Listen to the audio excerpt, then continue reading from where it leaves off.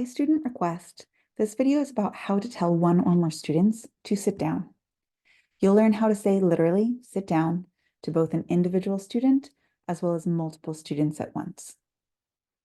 So this might be handy if you work lunch duty and lunch doesn't look quite as serene as it does in this stock photo.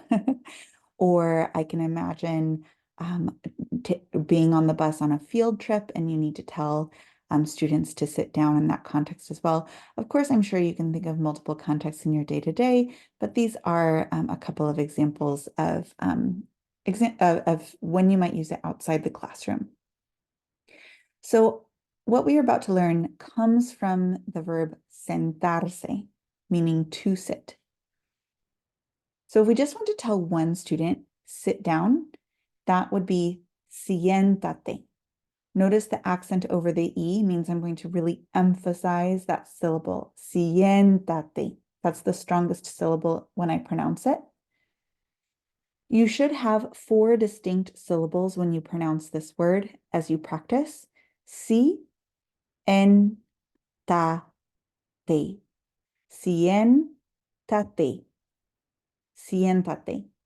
Sit down. You can use this in context to say, siéntate, por favor. Sit down, please. Siéntate, María. Sit down, Maria. Or siéntate, corazón. Sit down, sweetheart.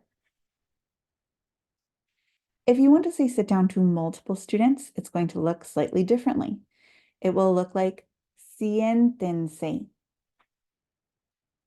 Here are your 4 pieces. We still have 4 just like before, and we are still going to emphasize the E in siéntense. Si, en, ten, se. Siéntense. Siéntense. That would be for 2 or more students. Again, in context, siéntense, por favor. Sit down, please. Siéntense, Cristian y Kevin. Sit down, Christian and Kevin. Siéntense, amigos. Sit down, friends. So if you have been running a classroom activity where students are up and walking around and you need to say, sit down, it is time for us to sit down, then go to this one, siéntense. Of course, there are many other ways that you can convey to students that they need to sit down, but we're keeping this video short, and these are the 2 main ways. Siéntate, siéntense.